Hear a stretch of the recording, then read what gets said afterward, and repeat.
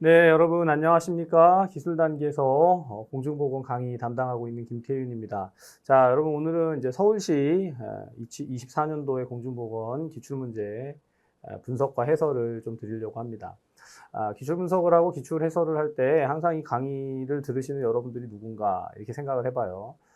올해 시험을 치고 듣는 경우도 있지만 이제 시험을 앞으로 준비한다. 시험에 대한 관심과 특별히 이제 어떤 방향으로 출제가 되어지는지를 잘 알고 싶은 수험생들이 이 강의를 들을 거라 생각을 합니다. 자, 그래서 제가 항상 시작하면서 기출 분석을 할 때는 이렇게 좀 전체 영역들을 분석을 해드리는데 사실 이 분석의 의미는 그거예요. 여러분 이제 어떻게 공부를 했는가가 선행이 되는 거죠.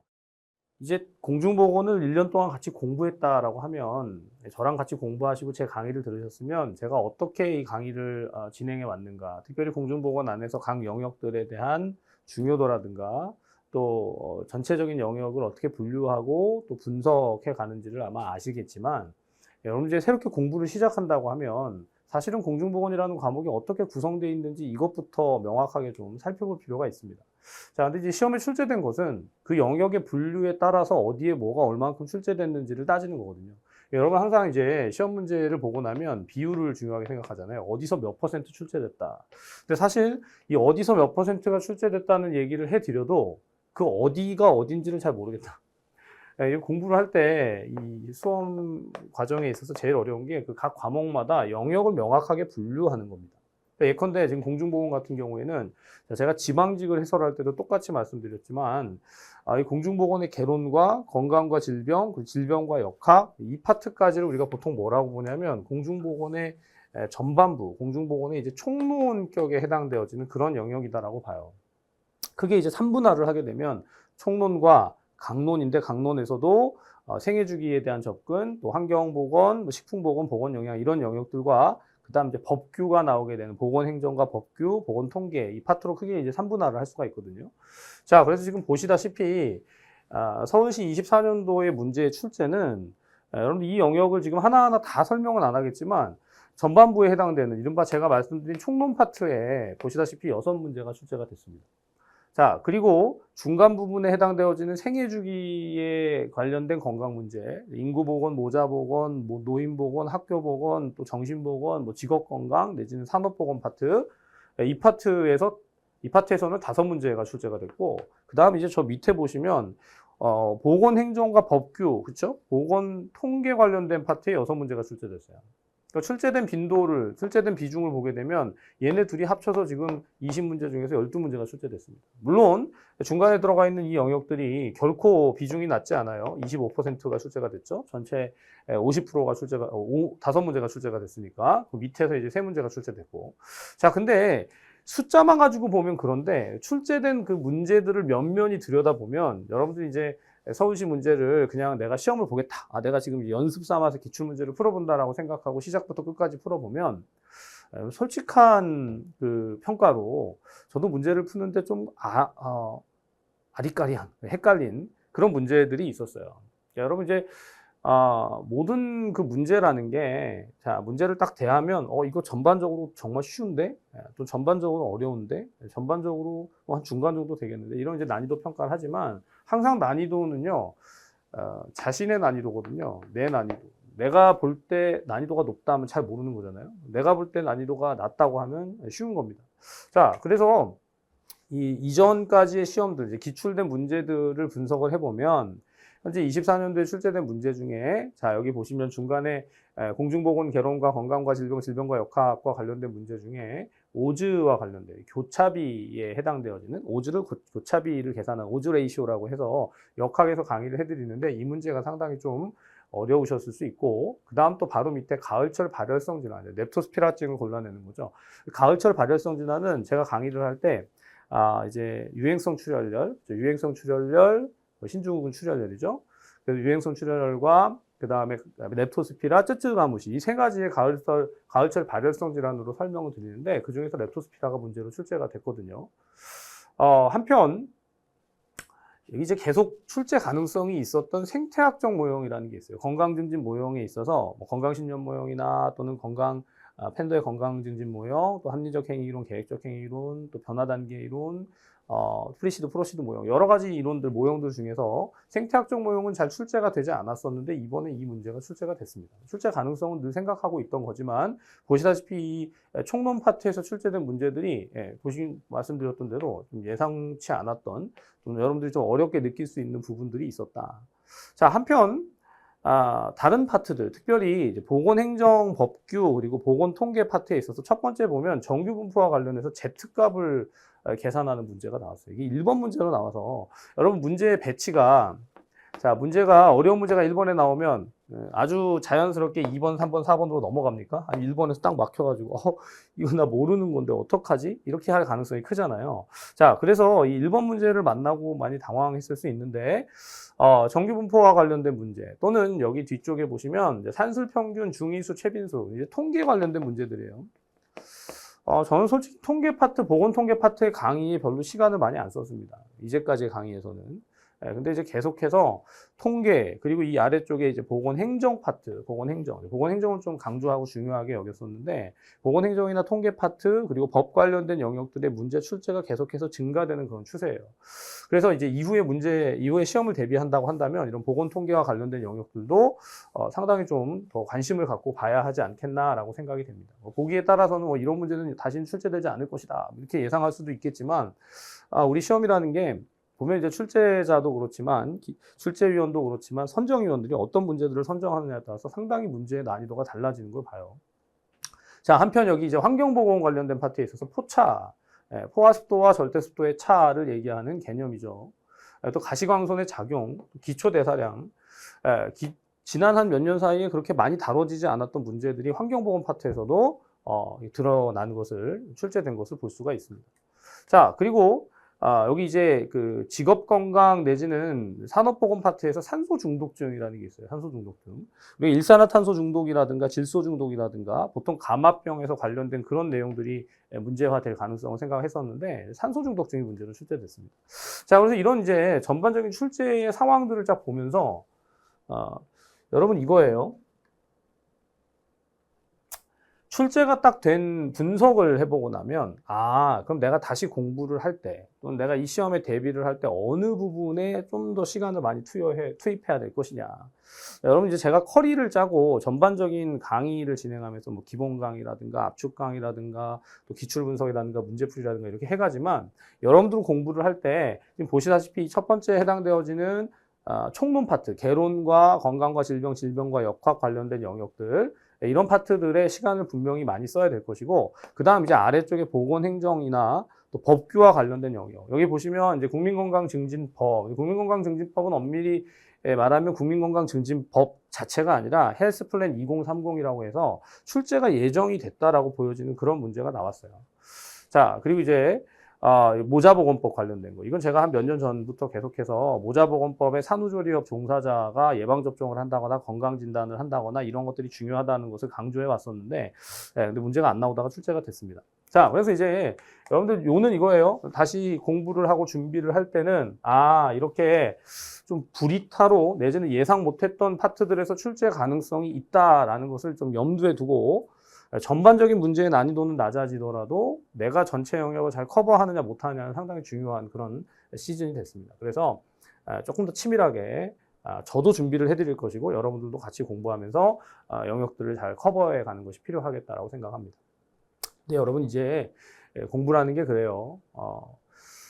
항상 공부를 하다 보면 부족한 부분이 있습니다. 좀 모자란 부분이 있어요. 근데 그 모자라거나 부족한 부분 때문에 내가 잘 알고 있는 게 망쳐지지 않습니다.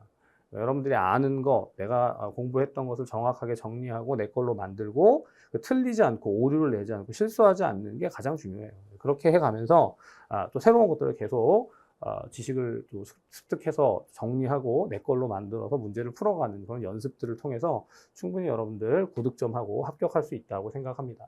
저는 이제 여러분들 그렇게 공부해 가는데 도와주는 사람으로서 여기 서 있으니까 최선을 다해서 여러분들 도와드리도록 할게요. 자, 그럼 이제 공중보건 문제를 하나하나 좀 직접적으로 좀 풀어가 보도록 하겠습니다. 자, 그러면 여러분 공중보건 1번부터 좀 문제 풀어가도록 하겠습니다. 자, 1번 문제 보니까 초등학생들이 신체 발달 상황을 파악하기 위해서 체중을 조사한 결과 평균이 뮤이고 그리고 분산이 시그마 제곱이다. 정규 분포를 따른다고 한다. 이제 정규 분포에서 평균이 0 그리고 분산이 1인 분포로 변환하고자 할 때 체중 X 값의 표준화에 필요한 Z 값의 산출식으로 오른 것은 사실 이거 좀 과한 문제를 냈다고 생각을 해요. 하지만 이제 여러분 저도 이제 강의 때 통계에서 이런 부분들 강의한 적 없습니다. 이제 앞으로는 통계를 조금 더 간결하고 또 중요한 것들은 강의를 해야겠다 이렇게 생각하는데 이 문제는 굉장히 단순한 거예요. 사실은 그 평균과 표준 편차 그리고 정규 분포에 대한 것을 좀 알면 이 시그마분의 x 그렇죠 x 마이너스 뮤의 값이 이게 이제 표준화를 하는 데 있어서 나오는 z 값이다 이렇게 구할 수 있습니다.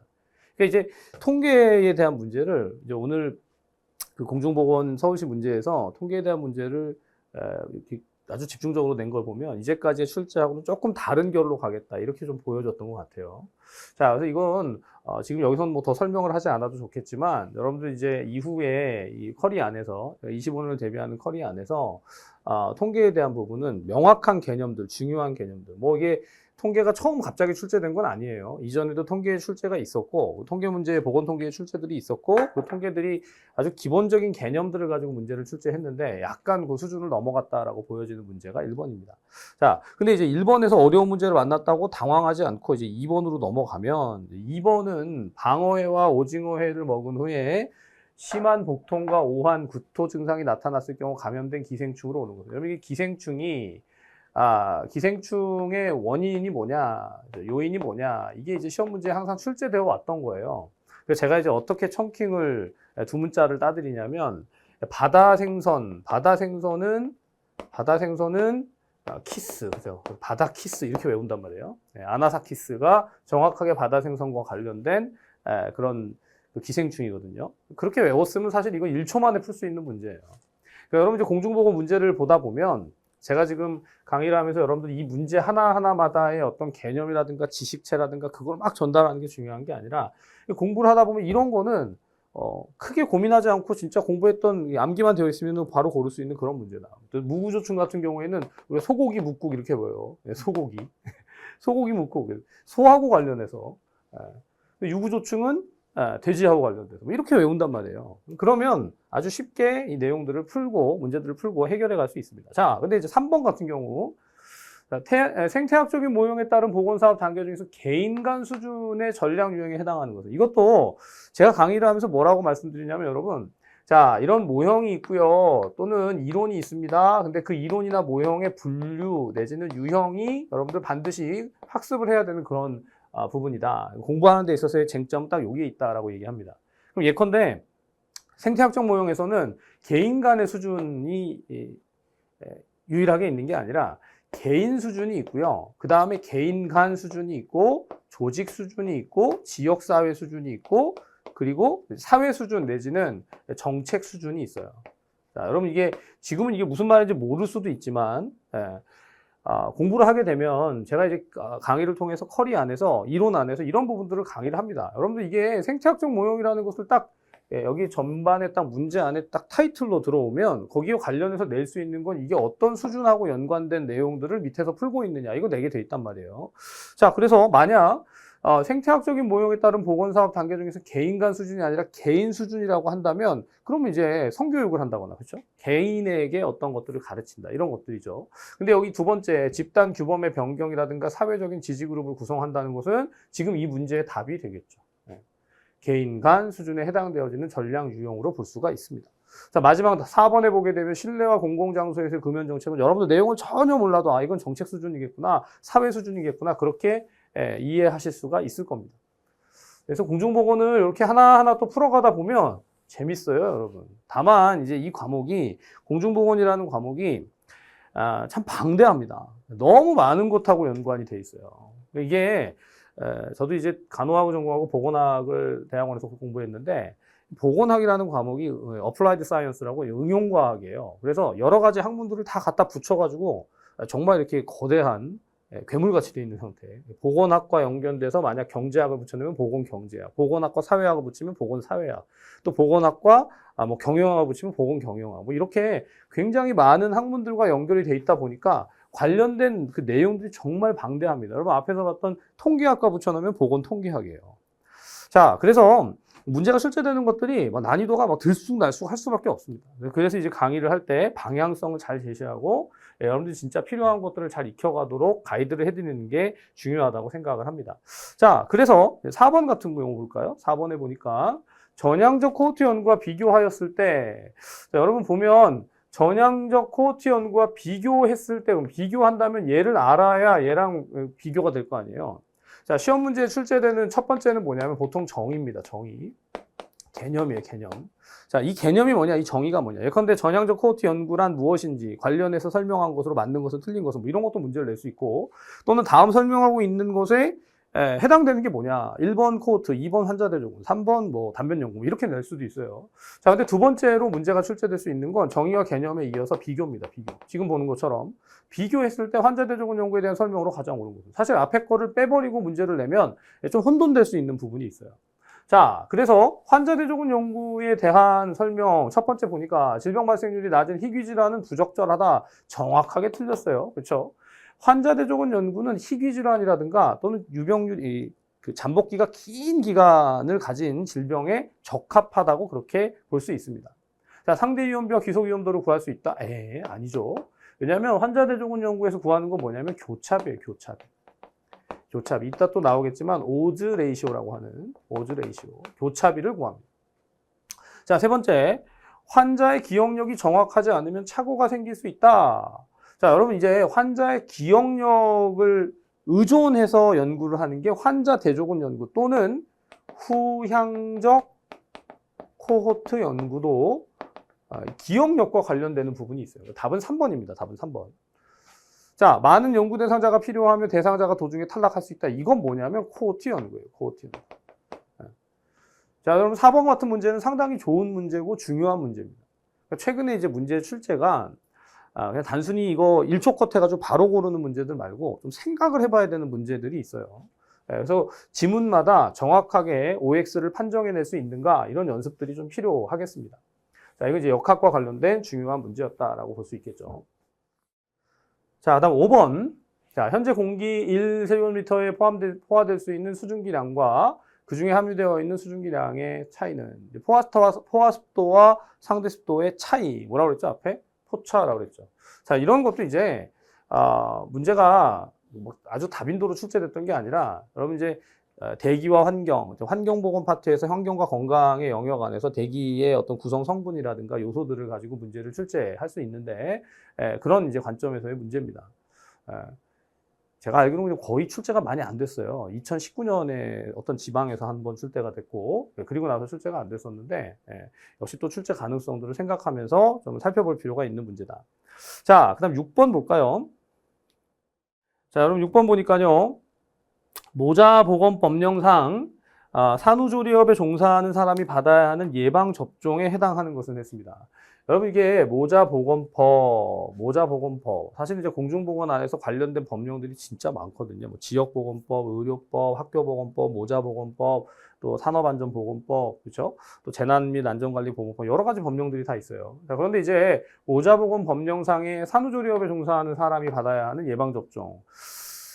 여기 이제 그 법령에 보게 되면 모자보건법의 시행령에 보면 건강진단과 예방접종과 관련해서 건강진단 받아야 하는 사람으로서 산후조리원에 근무하는 사람의 경우에는 한센병, 장티푸스, 폐결핵, 잠복결핵 이런 것에 대한 건강검진을 하게 되어 있습니다. 그럼 이제 건강검진을 하는 것과 예방접종을 하는 것은 다르죠. 사실 이건 법조항에 대한 것을 정확하게 잘 공부하지 않았으면 풀기가 어려워요. 제가 이제 여러분들한테 법령 강의를 보통 합니다. 법령 강의를 법령 특강을 통해서 강의를 잘 하는데 그렇게 하게 되면 이제 이런 것을 다 두 문자로 따들여서 바로 기억할 수 있도록 도와드리는데 자, 여기서 이 예방접종과 관련된 건 뭐였냐면 인플루엔자와 백일해였어요. 인플루엔자와 백일해. 그래서 답은 4번이 되겠습니다. 나머지 장티푸스, 결핵, 한센병은 건강검진과 관련된 것이다. 그러니까 헷갈리게 문제를 내는 거죠. 그러니까 이제 문제를 볼 때 여러분 모자보건법에서 문제가 나올 수 있는데 산후조리업과 관련해서 나올 수 있는 게 건강진단에 관련된 거냐 예방접종에 관련된 거냐 이렇게 두 파트로 나누게 되면 사실 6번 문제가 충분히 다른 형태로도 문제가 나올 수 있는 그런 접근이라고 볼 수 있겠습니다. 자, 한편 7번. 자, 여러분 7번은 하인리 법칙이라고 하는데 하인리의 법칙이 1대 29대 300의 법칙입니다. 그러니까 이 법칙은 뭐냐면 이런 빈도로 산업재해의 발생을 얘기하는 거예요. 산업재해가 발생할 때 중상해가 발생하느냐, 경상이 발생하느냐, 또 사소한 실수가 있느냐 이렇게 이제 나눠 간다면 총 이제 1대 29대 300에 있어서 여러분 이게 결국 전체 빈도를 생각하면 어떻게 되죠? 330회가 되잖아요. 330번 중에서 경상해가 29번이고, 그렇죠? 그 실제 중요한 사건이 한 번이고 나머지 300번은 다 뭐다? 사소한 어떤 실수들이다. 이렇게 보는 겁니다. 자, 그래서 이게 이제 사소한 실수들을 잘 막으면 정말 심각한 산업재해를 막을 수 있다. 이제 그런 차원에서의 법칙이죠. 하인리의 법칙에 근거할 때 사소한 실수를 줄이거나 사람들이 그 부주의한 것들을 줄이게 되면 재해를 막을 수 있다와 관련된 그런 설명이라고 볼 수 있겠습니다. 자, 계속 이어서 8번. 자, 8번 문제 보면요. 보기 공중보건 역사상 발생했던 사건들을 시간 순서대로 바르게 나열한 것을 했어요. 자, 사실 공중보건의 역사상 발생했던 사건들은 시험에 거의 빠짐없이 출제되는 내용 중에 하나입니다. 자, 그래서 이거는 이제 각각 어떤 사건들이 언제 일어났는지를 잘 기억을 할 필요가 있어요. 이제 강의를 하게 되면 기본 강의 때 여러분들에게 이제 요 내용들이 각각 고대기, 중세기, 그리고 근대기, 또 현대 까지 이렇게 쭉 이어지면서 보통 여명기와 확립기를 근대에서 설명하게 되는데 그 내용들에 근거해서 연도들을 기억을 하셔야 됩니다. 자, 그래서 제너의 우두정두법은 1798년. 그 다음에 라마찌니는 보통 이제 1700년대를 보죠. 1700년대. 그리고 영국의 체드윅은 1838년. 그 다음 니을에 보게 되면, 자, 패스트 예방 대책으로 라구사에서 40일간의 격리 기간을 두었다라고 했는데, 이거는 패스트라든가 또는 중세의 여러 가지 그 질병들에 의해서 발생하게 된 문제는 중세기 검역제도라든가 이런 것들도 검역소를 둔다든가 이게 다 중세기랑 관련됩니다. 그럼 여러분 중세기는 보통 13세기, 14세기를 얘기한다면, 자, 니을이 가장 빠르고, 그렇죠? 그리고 니은 그리고 그러니까 니은 기억 디귿이 되겠죠. 답은 4번이 되겠습니다. 4번. 사실 그래서 여러분 지금 이제 기출 문제를 해설을 하지만 이 답을 정확히 골라내는 것도 중요한데요. 이런 방식의 문제가 출제된다라는 것을 잘 익혀두는 게 여러분들 학습하시는데 진짜 도움이 된다라고 봅니다. 그러니까 이제 지금 하나하나 1번부터 8번까지 문제들이 다 문제의 어떤 그 케이스들이잖아요. 공중보건의 역사상 발생했던 사건. 그러면 이 기억, 니은, 디귿, 리을에 해당되는 거 다른 걸로 다 바꿔 끼면 그게 다 이제 문제로서 성립이 될 테니까 여러분들 그 내용들을 잘 익혀두실 필요가 있겠다. 어떤 걸 공부하고 어떤 맥락과 패턴들을 잘 익혀가야 되는지를 유의해서 볼 수 있는 그런 소스가 되는 게 기출 분석이에요. 자, 9번. 레머의 보건의료 체계 분류 중에서 보기가 설명하는 유형으로 가장 옳은 것은. 사실 이것도 그래요, 여러분. 그냥 자, 9번 문제 풀어봅시다가 아니라 제가 지금 말씀드리고자 하는 것은 여러분 공중보건이라는 과목 안에 보건행정이 들어있어요. 자, 제가 이제 공중보건도 강의하고 보건행정도 강의하고 의료관계 법규도 강의하고 뭐 여러 가지 과목들을 강의합니다. 자, 그런데 이 영역 안에 얘가 들어있거든요, 얘가. 그러니까 공중보건이라는 전체 영역 안에 아까 말씀드린 것처럼 보건경제도 있고 보건경영도 있고 보건행정도 있고 그래서 그런 이제 영역들이 서브로 들어가 있어요. 자, 근데 이제 지금 9번에 보시다시피 보건의료 체계의 분류라는 건 보건행정이라는 과목 안에서는 영역 안에서는 굉장히 중요한 세팅이고 중요한 내용들입니다. 특별히 레머가 나왔는데 레머보다 사실 더 유명한 사람은 플라이라는 사람이에요. 플라이가 분류한 보건의료 체계의 분류가 있고 그 다음 또 이 이전에 소련 사람인데 보건의료 체계의 하부 구조. 그러니까 보건의료 체계의 하부 구조를 이야기한 사람이 있어요. 자, 그래서 요 세 가지가 첫 번째, 두 번째, 세 번째, 그리고 이제 올라가게 되면 OECD의 분류라든가 또 다른 분류들이 있습니다. 근데 이제 모든 분류를 다 모르더라도 일단 뇌모의 분류는 계속 반복적으로 출제가 되었던 것이고, 자, 보건의료 체계의 분류에 있어서 어떻게 분류를 하느냐? 그럼 뇌모가 어떻게 분류하느냐? 첫 번째는 자유기업형이고, 두 번째는 복지지향형이고, 세 번째는 포괄적인 보장형. 여기 보편적 포괄형이라고 해놨는데, 뭐 포괄적 보장형 또는 보편적 포괄형이고, 마지막이 이제 사회주의형이에요. 그러니까 여기 지금 네 가지로 분류된 게 다 뇌모의 분류인데, 여기 써 있는 것은 결국 밑에 내용들 중에서 뭐냐를 고르는 게 문제잖아요. 그러니까 이런 식의 문제들에 대비를 하려면 정말 정확하게 그 내용을 알아야 됩니다. 분류가 되어질 때, 앞에서도 말씀드렸지만 분류가 될 때, 분류되어지는 것 간의 비교 내지는 차이를 정확하게 알아야 된다. 자, 사회보험이나 조세로 보건의료 서비스를 제공한다. 의사들은 개원할 수 있고 진료비는 제3자 지불기구로부터 지급받는다. 여러분, 진료비를 제3자 지불기구, 우리나라 같은 경우에 뭐죠? 준정부에 해당되어지는 공단이에요.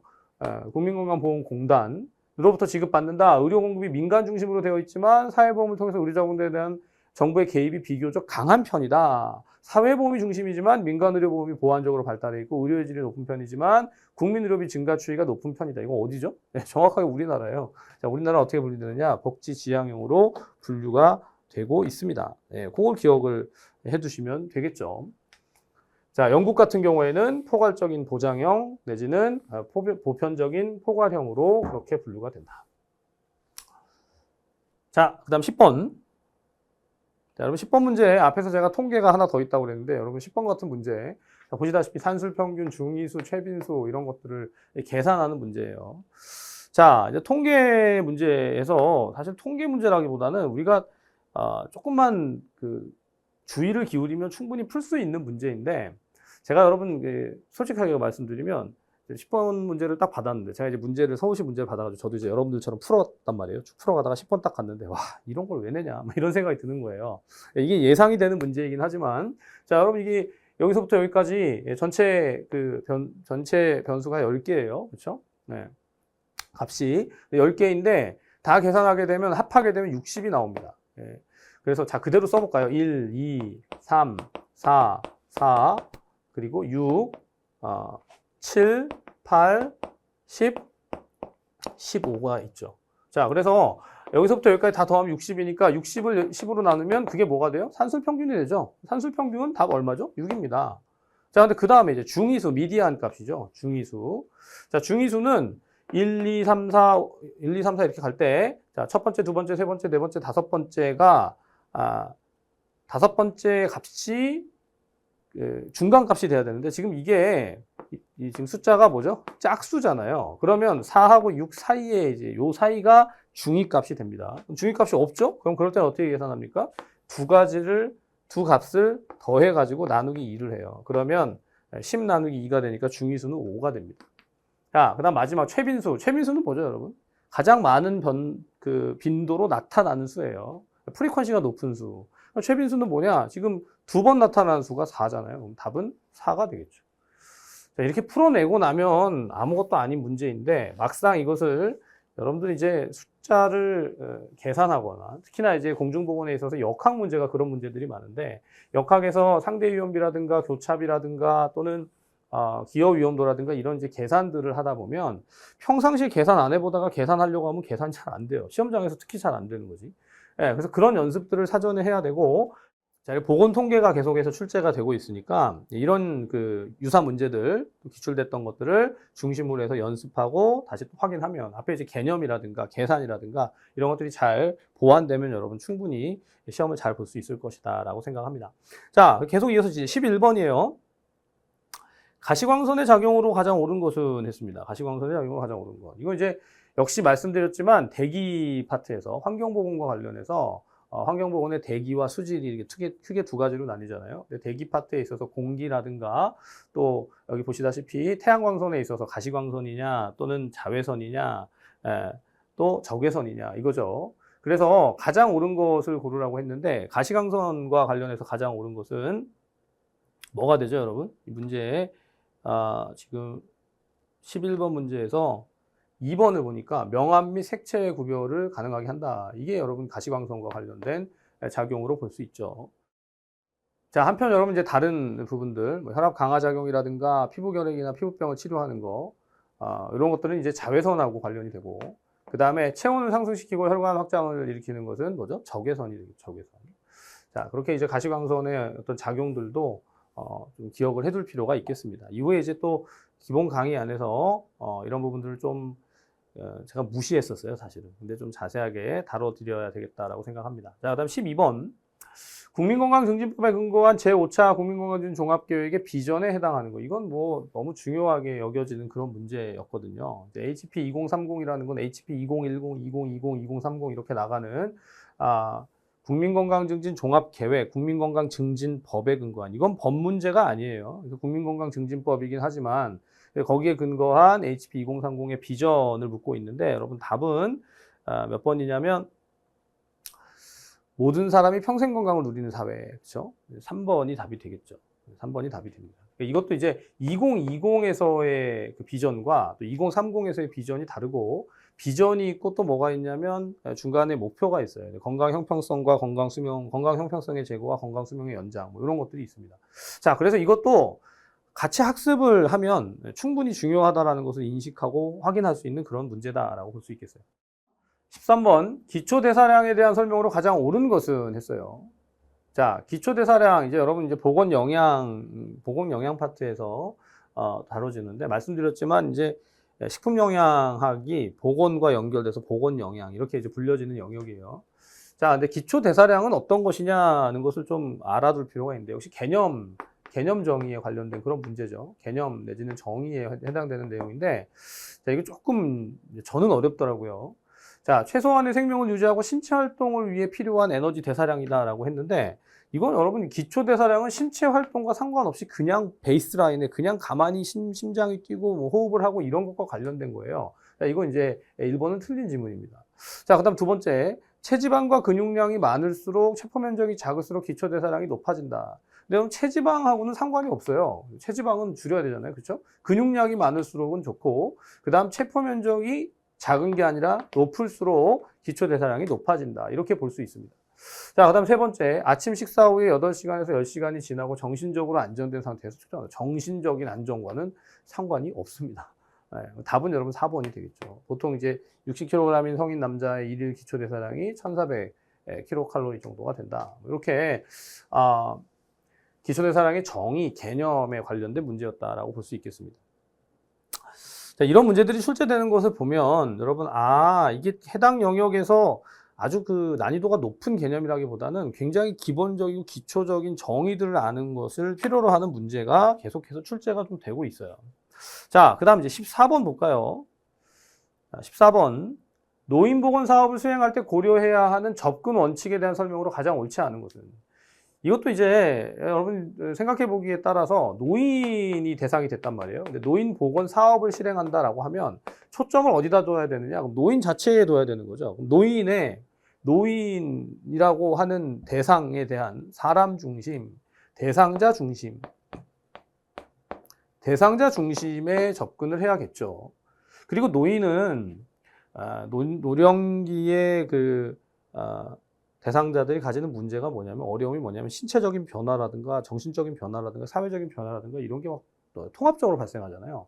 접근을 할 때도 이런 것들을 통합적으로 해결한다, 또는 포괄적으로 접근한다, 이런 것이 중요합니다. 3번에 나와 있는 것처럼. 그리고 노인 보건 사업에 있어서 가장 중요한 것은 이게 각 개인이나 가족이나 지역사회가 있을 때 지역사회에다가 기반을 두고 서비스를 접근한다는 게 아주 중요한 접근의 원칙일 수 있어요.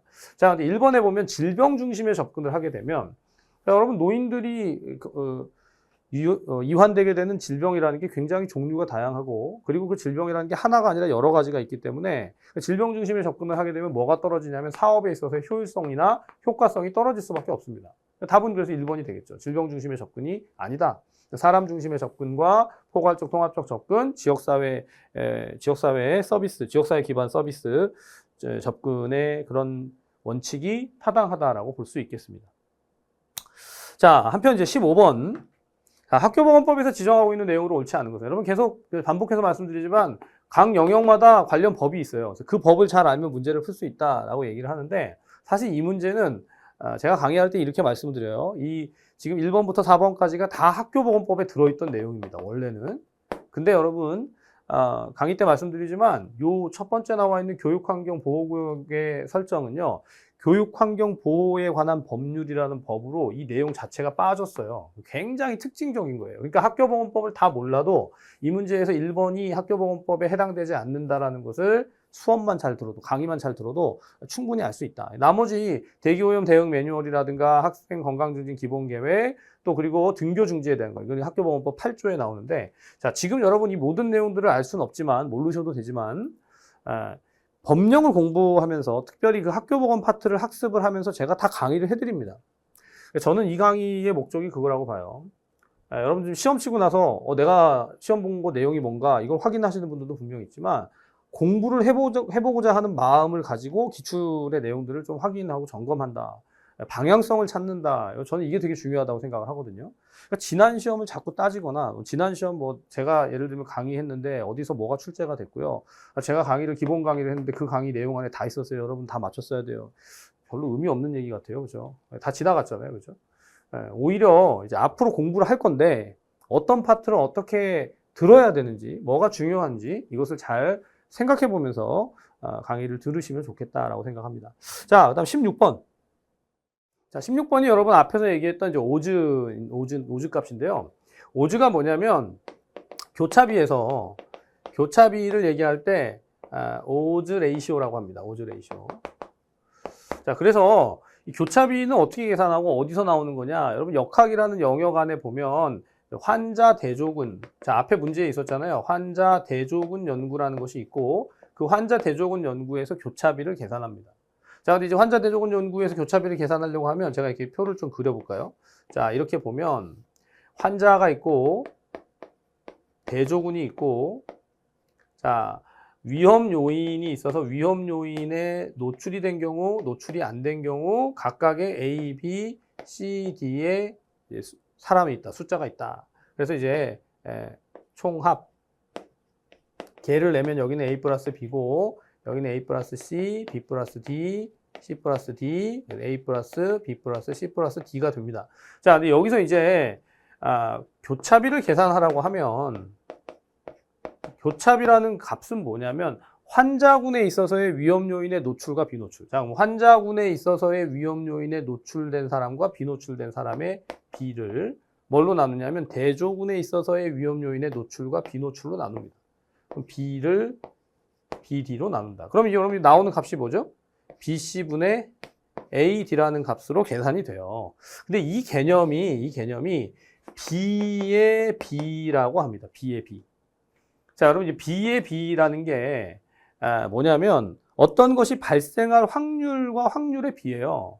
자, 그래서 오즈라는 건 뭐냐? 오즈가 확률이에요. 확률. 그래서 자, 지금 발생할 확률이 50%라고 하면 오즈 값은 어떻게 계산하냐면 오즈는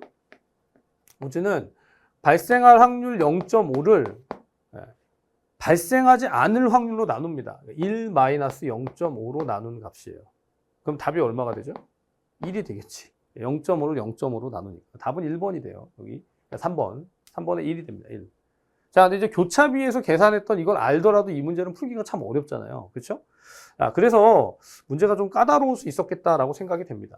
여러분 이제 어떤 식으로 그 출제를 하든 출제자들은 여러분들 100점 맞지 않도록 틀릴 수 있는 문제들을 배치를 하는데 이 문제도 좀 그렇게 낸 것이 아닌가 생각이 돼요. 물론 오즈에 대해서 정확하게 알고 있고 교차비를 계산하면서 교차비라는 게 결국 오즈 레이시오를 계산하는 B의 B다라는 것을 알았으면 오즈가 확률이라는 걸 알았으면 그렇게 계산할 수도 있겠지만 실수했을 가능성이 높은 그런 문제라고 봅니다. 그러니까 앞으로도 이런 문제는 출제 가능성을 생각한다면 각 용어들에 대한 것을 정확하게 알아두는 게 중요하다. 제가 그렇게도 얘기를 해요. 공중보건이라는 과목은 시험을 잘 보기 위해서는 각 단원마다 출제될 수 있는 가능성 있는 용어를 정리하는 게 필요하다. 용어, 개념, 정의 거의 그것만 알면 문제가 대부분 다 풀리게 되는 그런 과목이기도 합니다. 자, 17번. 의료비 상승의 억제 효과가 큰 진료비 지불 방식부터 순서대로 바르게 나열한 것은, 여러분 이제 의료비 상승이 문제가 되거든요. 어디서 문제가 되냐면 행위별 수가제에서 문제가 됩니다. 그러니까 지금 이 문제에서 보면 행위별 수가제가 가장 즉 상승 억제 효과가 가장 낮다가 답이에요. 2번 아니면 3번이에요. 자, 그런데 그 다음으로 진료비 지불 제도가 의료비 상승의 억제 효과가 더 큰 건 뭐냐라고 하면 인두제하고 포괄수가제를 놓고 보는 거죠. 자, 제가 이제 진료비 지불 제도를 강의하면서 이것도 역시 여러분 보건행정과 관련된 문제인데, 자, 인두제는 뭐냐면 사람 수 두 당으로 계산을 하는데 이 주치 제도예요. 어떤 특정 지역에 정해진 사람들에게 이 사람들은 이 의사에게 진료를 받는다. 그러니까 진료비가 막 증가될 가능성이 매우 낮죠. 자, 근데 포괄수가제 같은 경우는 분명히 어떤 특정 질병에 대해서 이 DRG라고 해서 진단별 진료 수가가 정해지는 것이긴 하지만 만약에 그 그룹으로 묶여져 있는 진단들이 많이 진료를 받게 된다면 역시 행위별 수가제보다는 덜하지만 진료비의 증가 가능성이 있는 게 포괄수가제입니다. 그래서 인두제가 억제 효과가 가장 크고 그 다음이 포괄수가제, 그 다음이 행위별 수가제 이렇게 정리할 수가 있죠. 그래서 답은 몇 번이 될까요? 2번이 되겠습니다. 자, 그 다음 18번. 표준 예방접종 일정표에 따라서 생후 6개월에 3차 예방접종이 진행되는 감염병으로 가장 옳은 것은? 여러분 이거는 정확하게 이제 어디서 나온 문제냐면 이제 모자보건 파트에 있어서 모자보건에서 영유아 보건과 관련해서 예방접종 표가 있어요. 예방접종 표에 따르면 1차 접종, 2차 접종, 3차 접종을 따지게 되고 지금 여기 보시면 폐렴구균 감염증하고 B형 헤모필러스 인플루엔자 이게 정확하게 6개월 차에 3차 예방접종에 해당되는 감염병입니다. 그러니까 이건 굉장히 상식적인 수준에서 풀어야 되는 그런 문제고 뭐 해석을 하거나 난이도가 높거나 그런 게 아니라 표준 예방접종의 일정표가 문제로 출제되는가 안 되는가 이런 것들에 대한 관심이에요. 사실은 계속 문제가 됐던 것은 필수 예방접종에 대한 건데 필수 예방접종이 감염병 예방법에 보면 필수 예방접종 관련된 감염병들이 정해져 있어요. 그 감염병들을 예의주시하고 문제가 많이 출제됐었는데 표준 예방접종 일정표에 대한 관련된 감염병이 문제로 나온 그런 케이스다라고 볼 수 있겠습니다. 이런 것도 이제 그 해당 내용 예방접종의 일정에 대한 것만 정확하게 알고 있으면 충분히 풀 수 있는 문제죠. 자, 한편 이제 19번 9월에서 11월 추수기에 주로 농부에게서 발병하고 들쥐의 배설물을 매개로 감염되는 급성 발열성 질환으로 가장 옳은 것은? 자, 이제 9월에서 11월이 앞에서 말씀드렸지만 가을철이죠. 가을철 발열성 질환에 해당되는 것은 뭐라고요? 신증후군 출혈열, 유행성 출혈열, 그리고 쯔쯔가무시. 자, 그 다음 세 번째 렙토스피라. 자, 그런데 여러분 지금 문제 3번 아니면 4번이잖아요. 그죠? 자, 근데 3번 문제에 나와 있는 쯔쯔가무시는 뭐에 의해서 매개가 되냐면 들쥐가 아니고 찐득이에요. 찐득입니다. 들쥐에 의해서 매개되는 건 렙토스피라. 답은 4번이 되겠습니다. 자, 그 다음 20번 문제. 산소 중독증의 증상에 해당하지 않는 것은? 앞에서 말씀드렸지만 산소 중독증은 산소 중독증 자체가 아주 막 항상 중요하게 다뤄지는 그런 영역은 아니라고 봐요. 근데 공기의 구성 성분으로서 산소가 중요하기 때문에 자, 산소가 대기 중에 산소가 높아진다. 산소의 농도가 높아진다 또는 분압이 높은 산소를 호흡하게 된다. 그러니까 이게 우리가 질소 중독이라든가 또는 일산화탄소 중독이라든가 이런 문제들, 특별히 질소 중독은 언제 발생할 수 있냐면 잠수한다거나 잠한병을 얘기할 때 우리가 질소 중독을 얘기하거든요. 자, 그런 것하고 좀 연관해서 산소가 그 공기가 높아져 있는 농도가 높아져 있는 상태에서 유입되게 되면 폐부종이라든가 이통, 충혈 이런 이제 증상들이 아주 특징적으로 나타날 수 있어요. 3번의 감각둔화는 해당되지 않습니다. 그러니까 이제 증상이나 진단에 따라서 어떤 질환에 따라서 증상을 얘기하거나 징후를 얘기하거나 이런 문제들은 공중보건에서 항상 출제되지는 않았습니다. 그런데 이렇게 간혹 나오게 되면 그 문제 때문에 좀 어려울 수 있는 영역이 아닌가 생각을 해요. 자, 제가 시작하면서 말씀드렸지만 여러분 서울시의 공중보건 이번에 문제는 결코 난이도가 낮지 않았다. 네. 물론 이제 보면 골라지는 문제, 예컨대 지금 여기 12번 같은 문제 같은 경우는 알면 충분히 바로바로 고를 수 있는 문제였지만 17번 같은 경우도 조금 고민이 되는 그런 문제였을 수 있고, 그렇죠? 그 다음에 여기 앞부분에 16번 아까도 보셨죠? 네, 이런 문제들 앞에서 제가 전체 분석을 해드렸지만 문제를 다시 들여다보다 보면 막상 쉬워 보이지만 계산하려고 하면 또 헷갈린다. 뭐 이런 문제들. 네, 저희 그 9번 같은 것도 마찬가지예요. 보건행정에 나와 있는 그런 문제들. 그래서 각각의 문제들 하나하나가 이제 앞으로 어떻게 공중보건을 준비해 가야 되겠는가를 생각하게 하는 그런 문제들이 아주 다채롭게 구성이 되어 있습니다. 자, 저는 이제 지방직 해설도 하고 서울시 해설도 하고 각 지역마다 또는 출제되는 그런 그 문제들 시험마다 좀 다른 영역들이 있잖아요. 공중보건과 또 보건학과 이렇게 출제되는 문제들을 다 분석을 하고 커리에 그것을 잘 녹여서 여러분들이 합격하는 데 도움이 되실 수 있도록 최선을 다해서 커리를 보완하고 또 더 좋은 강의로 여러분들 만나 뵙도록 하겠습니다. 자, 여러분 같이 이제 기출을 보는 것은 사실 이제 마지막인 것 같지만 기출은 나중에 기본 이론 공부하고 또 요약 강의하고 다시 분석을 합니다. 기출 분석하면서 기출 문제들은 여러분 정말 외우다시피 공부를 하게 돼 있으니까 항상 시작이 중요한 것 같아요. 이거 내가 좀 해볼만 하겠는데 같이 하면 열심히 해보면 고득점 할 수 있겠는데 이런 좀 자신감을 가지고 본격적인 학습으로 공부로 들어왔으면 좋겠습니다. 자, 여러분들의 합격을 기원하고요. 지금 이제 이 강의를 들으시는 여러분들 중에 분명히 시험을 치신 분도 계실 수도 있고 앞으로 시험을 보겠다고 하시는 분들도 있을 거예요. 어느 쪽이든지 간에 좋은 결과 있기를 바라고 그리고 또 같이 공부하실 분들은 이제 저랑 같이 화이팅해서 열심히 25년을 대비해서 앞으로 나갔으면 좋겠습니다. 자, 이번 시간 강의는 여기까지 하겠습니다. 수고하셨습니다.